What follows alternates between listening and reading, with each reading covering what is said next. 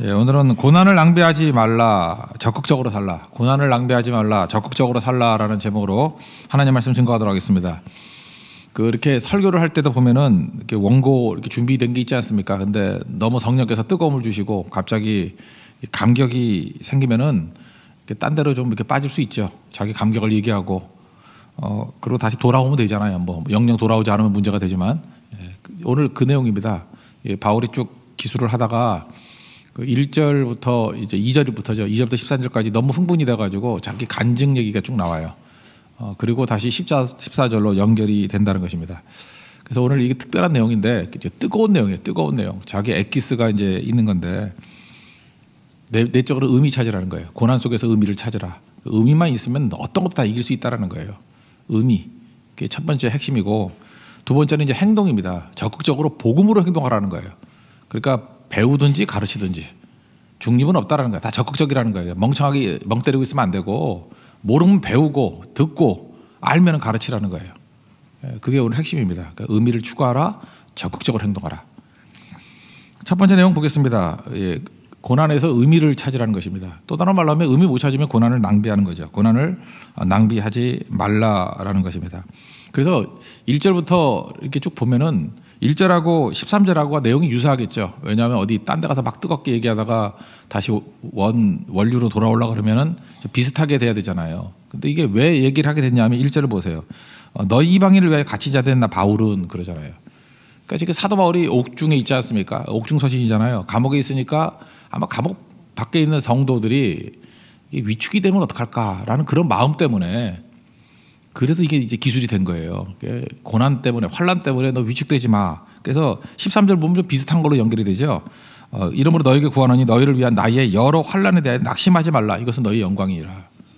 다시 연결되는 거죠.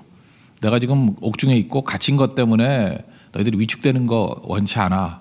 이거 봐라. 이렇게 어마어마한 일이야. 이렇게 쭉 설명을 하고 다시 이제 원점으로 돌아온 거죠. 이건 영광이야. 절대 낙심하면 안 된다. 이게 바울의 접근이었다는 것입니다. 그럼 왜 낙심하지 말아야 되냐? 영광이다. 이게 무슨 뜻이에요? 의미가 있다는 거죠. 바울은 꼭 아버지 같은 마음이 있는 것 같아요. 그래서 자기가 감옥에 있을지라도 이것 때문에 염려할까 봐, 안타까워할까 봐, 부끄러워할까 봐, 낙심할까 봐, 위축될까 봐. 그래서 여기서 지금 흥분돼 가지고 얘기하는 거예요. 위축되면 안 돼. 낙심하면 안 돼. 이건 부끄러운 일이 아니야. 예수님 위해서 당하는 고난은 영광스러운 일이야. 이건 진짜 의미 있고 가치 있고 의미 있고 가치 있고 의미 있고 가치 있고 막 반복하는 거예요. 너무너무 영광스러운 일이야.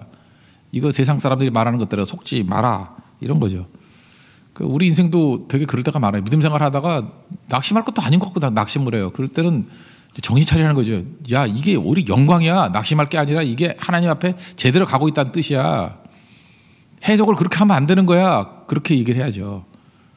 여러분 진짜 복음을 증거하고 예수님의 뜻대로 살아가면 핍박이 있죠. 누구든지 경건하게 살고자 하는 자는 핍박을 받으라 그러잖아요. 왜? 생명이니까. 죽은 거 공격하는 거 봤어요? 살아있는 거에 공격을 하죠. 진짜에 공격을 하죠. 그렇지 않아요? 그러니까 그 해석을 반대로 한다고요. 우리 이렇게 공격당하니까 죽을 거야. 아니라는 거예요. 이게 하나님이 함께 한다는 것이고 이게 생명이고 이게 진짜니까 너희들 낙심하지 말어. 이게 바울의 지금 흥분된 고백이었다는 것입니다. 그러니까 의미죠, 의미. 의미를 알면 이길 수 있다. 그러니까 우리도 마찬가지입니다. 어떤 사람이 낙심하게 될 때 낙심의 원인은 환경 바꿔주는 게 아니라 의미 찾게 해주는 거예요. 의미를 찾으면 승리할 수 있다는 거죠. 사실 이 본문에서 대표적인 사람이 이제 나오는데 빅터 프랭클, 뭐 하도 들어서 다 알죠. 죽음의 수용소에서 그런 책도 쓰고 했는데 이 사람이 이제 로고세라피라는 거를 이제 만들지 않았습니까? 이렇게 의미 요법이라는 거.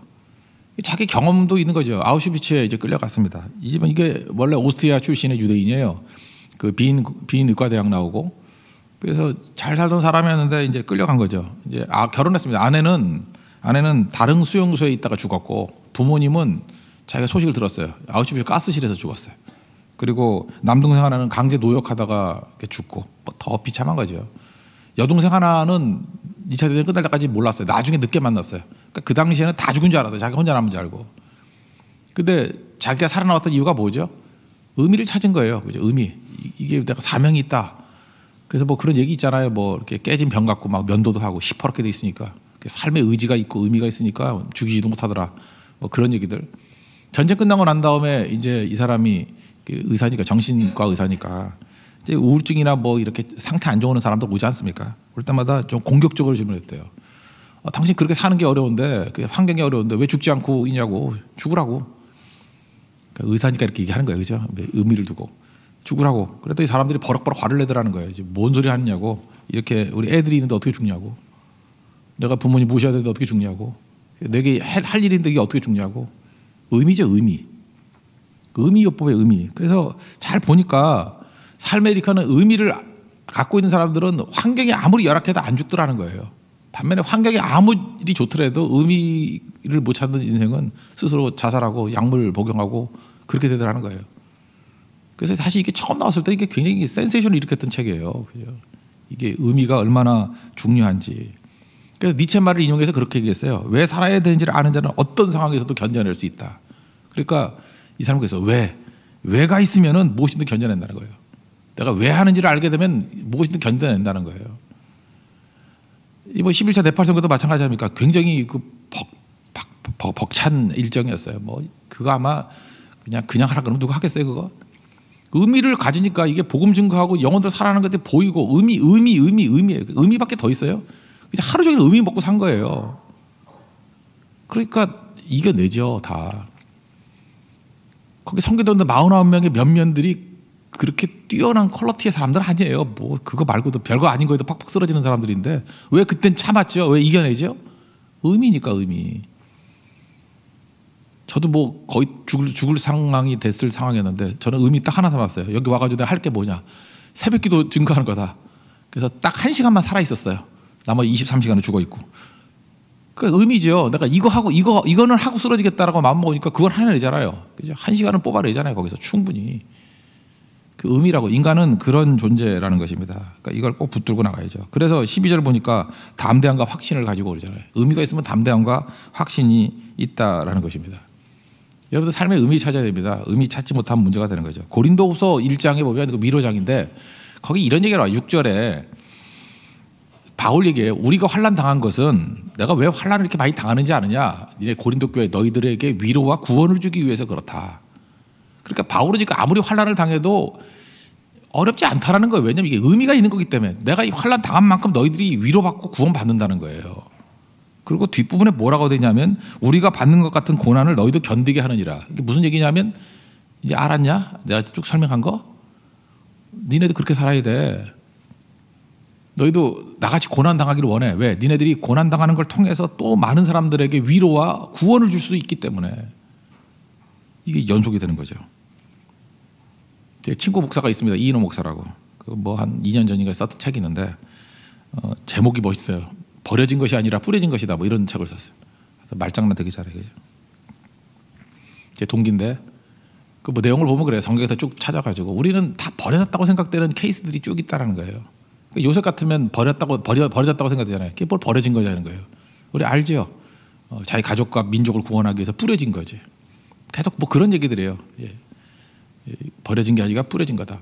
모세가 이게 버려진 거냐? 아니다. 뿌려진 거다. 거기서 얼마나 많은 가능성들을 가지고 백성들을 건져내느냐. 뭐 다윗도 마찬가지고 버려진 게 아니라 뿌려진 것이다.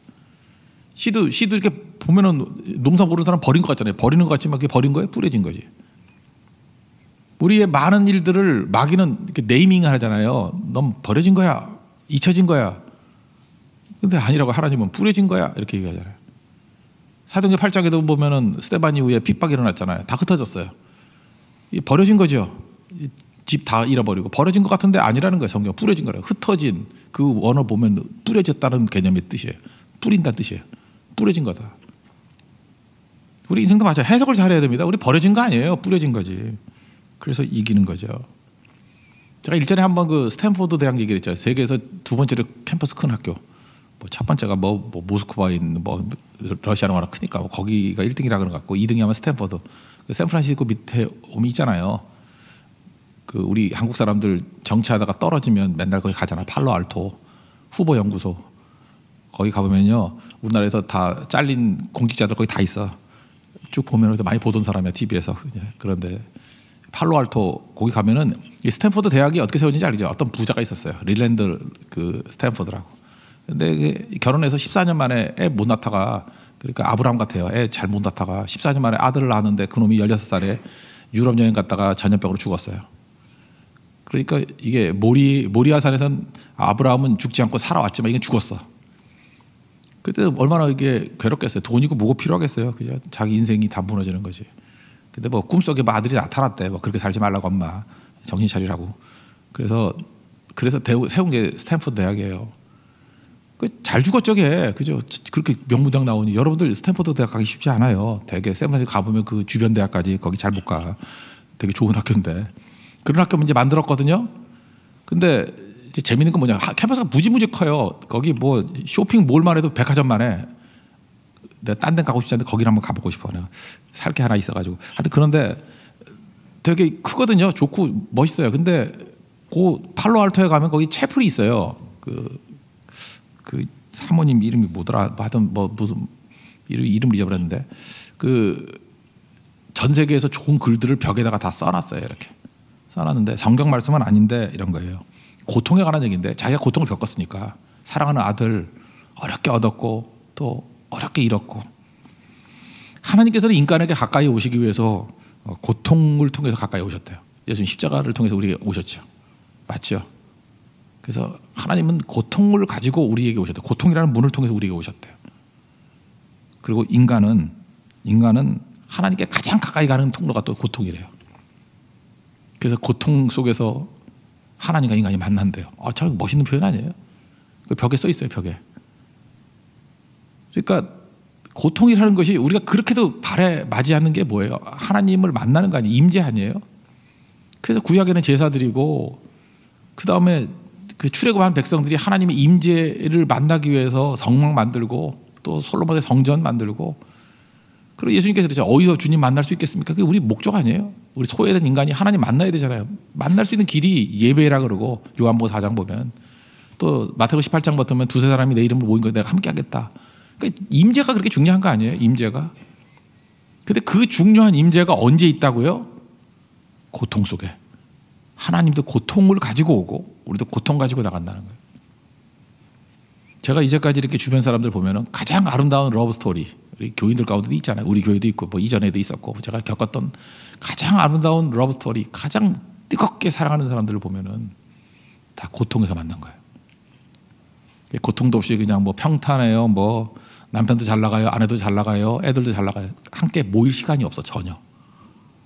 다 각자 남자는 남자대로 바람 피고 여자는 여자대로 놀고 애들끼리 망나니로 가고 그 집안 그림만 멋있어요.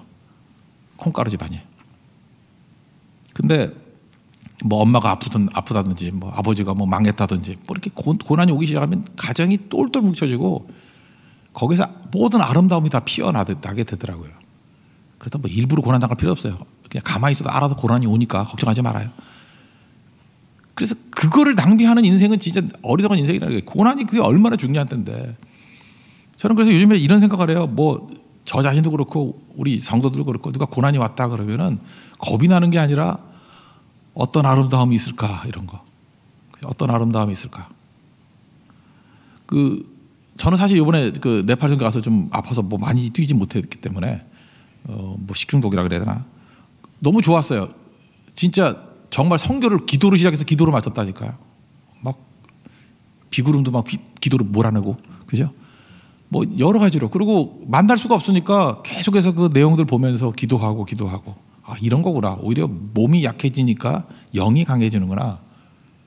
그러면서 진짜 누구보다 더 하나됨을 느꼈어요. 그 현장에 뛰면은 이게 흩어져가지고 잘 모르잖아요. 근데 그 집중할 수 있는 힘들 그런 것들이 생기더라고요. 무엇보다 하나님을 만났고 성도의 진실을 만났어요. 이게 중요한 거죠. 고난을 낭비하지 마십시오.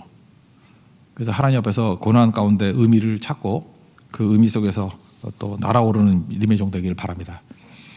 근데 이제 핵심 내용인데 이제 2절부터 13절까지 내용이죠. 적극적으로 복음으로 행동하라는 거예요. 여기 보면 이제 두 가지를 사도 바울이 자기가 은혜를 받았다고 얘기를 해요. 첫 번째는 계시의 비밀을 하나님께 내게 알려주셨다. 3절 같은 데 보니까 곧 계시로 내게 비밀을 알게 하신 것을 나가 쭉 설명하고 두 번째는 나를 복음의 일꾼으로 만들었다는 거예요. 그죠? 비밀을 아는 것뿐만 아니라 그 비밀을 또 나에게 전할 기회를 줬다. 7절이죠. 내가 일꾼이 되었노라. 이 두 가지 내용들을 막 감격해 하는 거예요. 사람에게 배운 거 아니고 하나님이 내게 계시를 알려준 거래요. 너무 기쁘고 나게 알려줘서 기쁘고 그게 복음이고 나를 일꾼 삼았다라는 거예요. 그래서 너무너무 기쁘다. 그런 거죠. 그래서 뭐 8절 보니까 지극히 작은 자보다 더 나은 자에게 이런 은혜를 주셨다. 그러면 이게 우리에게 말하고 있는 내용은 뭐죠? 하나님께서 우리에게 이제 바울은 개인적으로 이제 사도니까 이런 개인적인 체험했죠. 우리는 어때요? 우리는 이 계시를 받은 게 뭐예요? 그게 복음이거든요. 예수님의 십자가를 통해서 하나님과 화해가 이루어지고 우리가 하나님의 상속자가 되었다. 그죠? 6절에 나오는 하나님의 상속자가 되었다. 이게 복음이에요. 이게 굿뉴스라고. 이거를 누구에게 맡겼어요? 교회에 맡겼다는 거예요. 이게 10절 보세요. 이제 교회로 말미암아 하늘에 있는 뭐 쭉 나와서 지혜를 알게 하려 하심이니. 그러니까 사탄이 전혀 모르는 비밀이 두 가지가 있는데 하나는 복음의 내용 자체를 사탄이 몰랐고 두 번째는 그것을 확산시키는 도구가 교회라는 것을 또 모르는 거예요. 그러니까 여기 보세요. 진짜 하나님의 영적 지혜를 갖고 있는 사람들은요, 하나님의 가장 큰 하나님의 비밀 병기가 두 가지예요. 복음과 교회예요. 우리는 그냥 힘으로 이길 줄 알죠. 그게 아니에요. 그 복음의 내용이 십자가거든요. 예수님 십자가라는 방법을 통해서 그거를 알게 된 거예요. 십자가를 증거해야 된다. 이게 복음의 비밀이고, 그 다음에 그거를 증거하는 통로로 사도 바울을 세워줬다. 우리 식으로 하면 교회를 세워줬다. 이게 이제 감격스러운 거예요. 그러니까 이제 우리가 해야 될 일이 뭐죠? 이걸로 뛰어야죠. 이거에 집중하면 인생을 살아야죠. 그러니까 복음을 알지 못한 사람은 배워가야 되고, 아는 사람은 일꾼이 돼야 되니까 가르쳐야 되고. 그러니까 우리는 소극적으로 살 수가 없어요. 모르면 배워야 되고, 알면 가르쳐야 되고, 배우든지 가르치든지, 배우든지 가르치든지. 이거 집중해야 된다는 것입니다. 그러면 이제 뒤집어 놓고 봐요. 우리는 영적인 세계가 있다 그랬죠. 영적으로 마귀는 이거를 알까요, 모를까요? 알죠. 그러니까 마귀는 뭘 공격하겠어요? 뭘 공격하겠냐고. 말씀 증거하는 거를 공격해요. 그거 못하게 하려고. 말씀 증거하는 거. 그러니까 말씀 증거하는 걸 못하게 하려고 그냥 말씀 증거하는 모든 사역에 대해서 엄청난 공격을 하는 거예요. 또 그걸 위한 기관이 뭐라고? 교회. 그러니까 교회를 공격하는 거예요. 그래서 이렇게 생각해요. 세상이 교회에 대해서 공격도 안 하고 뭐 박수 쳐주고, 그 다음에 말씀 증거하지 않고 뭐 구제하거나 뭐 딴 거 하면요 되게 좋아해요. 아, 이미지 좋다 그러고 종교의 본연의 역할을 잘 하시네요. 이건 다 가짜들이에요. 그 왜 가짜냐 하면 그거 하는 게 나쁘다는 게 아니라 그것만 한다 그러면 그건 가짜예요. 복음의 핵심이 뭔데요? 예수님이 십자가 증거하고 또 하나가 교회가 그 사역을 앞장서 나가는 거. 말씀과 교회예요. 이 두 가지. 근데 이게 세상과 타협한다 그러면 이건 가짜예요. 교회 안에 들어와서 하는 일이 뭔지 아십니까? 우리를 욕심에 빠지게 만들어요. 그래서 또 다시 얘기인데 이번에도 베트남 선교도 가고 하는데 다 좋아요. 다 좋은데 교회 일할 때, 이 사역을 할 때 사심이 들어오면 안 돼요. 사심이. 욕심이 들어오면 안 된다고. 욕심이 예를 한번 들어볼까요? 돈 때문에 하는 거. 그거에 대해서 여러분 다 공감하시죠? 돈 앞세워가지고 뭐 교회 일 하거나 이러면은 그거는 안 된다는 거 다 공감해. 또 하나 인기 때문에. 자기 뭐 이렇게 명예 감투, 특별히 남자분들 뭐 그런 거 많죠. 뭐 남전도 회장 할까, 뭐 감투로서 뭐 장로나 한번 해볼까, 뭐 이런 식으로 감투로서. 그러면 사역하고 관계 없어요. 이것도 무너지는 거예요. 또 하나 괜히 가만히 있는 것 같이 보이지만 또 많은 젊은이나 여자분들 사랑 때문에 난 미치겠어요. 성교 가서 연애 좀 하지 말라니까 제발. 성교 가서는요 그 집중적으로 말씀 증거하고 그걸 집중해야 되는데 거기 가가지고 좀 괜찮은 남자 하나 가고 뭐 멋있는 사람 하나 또 가고 이러면 뭐 신경 쓰면서 암투 버리고 괜히 혼자 삐져 있고 그냥 묻어버리고 오고 싶어요. 그런 사람들. 그게 마귀 장난이라고. 마귀 장난. 그래서 누가 연애하지 말래요. 근데 성교 가서 하지 말라고. 거기서 딴짓하는 건 화 있을진저 벼락이 칠지어다 진짜. 그죠? 거기서 딴짓하면 안 돼. 딴짓하면은. 그리고 혹시 교제하는 사람이 가더라도 찢어져서 딴 데로 가서 일해요. 그런 거 신경 쓰지 않도록. 그래서 저는 될 수 있으면 남자들이 많이 갔으면 좋겠어요. 남자들이 가면 그런 거 신경 안 써요. 남자들은요 진짜 사명자들이 많아요. 근데 여자들은 이 사랑의 이 포션이 너무 큰 것 같아 인생에서. 근데 젊었을 땐 그래야 결혼하죠. 그러니까 사랑이 인생이 전부니까 다 결혼하죠. 그럼 나이 들면 좀 철 좀 들어요. 이제는 애들이나 빨리 결혼해서 애 낳고 그러면 애한테 사랑이 가야 되거든. 이게 노망이 들었는데 나이가 몇 살인데 맨날 그 헐렐레 가지고 맨날 그 연애 감정에 사로잡혀 있고 그래서 교회를 힘들게 만들고 그걸 십자가 못 박아야 돼요. 알겠죠? 그래서 성교 가서 그래서 여자들 제가 머리 감을 시간도 안 주는 이유가 뭐냐면 그지같이 해야지 사회에 집중하더라고. 그리고 그러지 않으면 피곤해 죽겠는데 2시간 일찍 깨가지고 얼굴 다듬고 있고 그 성교는 언제 해요? 언제? 여러분 아픈 얘기지만 잊지 말고 남들 잘못하는 거 눈에 잘 들어오죠. 그리고 자기 하는 거는 별거 아닌 것 같죠. 그게 다 그게 범죄고 그게 방해하는 거고 그게 마귀의 유혹에 속는 거고 좀 미친 듯이 주의 복음 증거하는 일에 집중하게 되면 나머지는 마태복음 6장 33절과 똑같아요. 나라와 의를 구하면은 이 모든 것을 너에게 더하리라. 다 덤으로 가는 거지. 그걸 잊지 말고 우리 하나님께서 주시는 그 풍성함을 누릴 수 있는 믿음의 종 되기를 바랍니다. 사도 바울도 흥분했기 때문에 저도 흥분해서 오늘 설교한 거예요. 1절부터 13절까지는 흥분의 장이에요. 1절에서 14절로 넘어가야 되는데 그냥 막 흥분한 거예요. 그죠? 더 흥분하려고 그러다가 많이 절제한 거예요. 지금. 우리가 해야 될 일이 뭔지 알죠? 의미 찾고 고난 중에서 의미 찾지 못하면 그거는 낭비예요. 낭비. 주님에게 부탁하신 말. 그죠? 이게 천사도 흠모하겠네 그랬잖아요. 여기 보면 천사가 모르는 게 많아요. 천사가 다 아는 게 아니에요. 복음에 관해서는 알려주지도 않았고 그리고 맡기지도 않았어요. 천사가 제일 부러워하는 게 뭐냐면 선교 가는 거예요. 네팔 선교 가는 거, 베트남 선교 가는 거. 천사는 선교 못 가요. 뭐 천사 같은 그대 뭐 선교에 동참 아니에요. 그 천사가 못 가요. 그런 놈들을. 선교는 인간이 가는 거예요. 복음은 사람에게 맡긴 거예요. 우리만 할 수 있는 거예요. 우리만. 천사도 흠모하는 거예요. 이 비밀을 맡은 자로서 속지 말고 가장 중요한 일에 집중할 수 있는 믿음의 종 되기를 축원합니다. 자리에서 일어나겠습니다. 508장 다시 한번 찬양하겠습니다. 우리가 지금은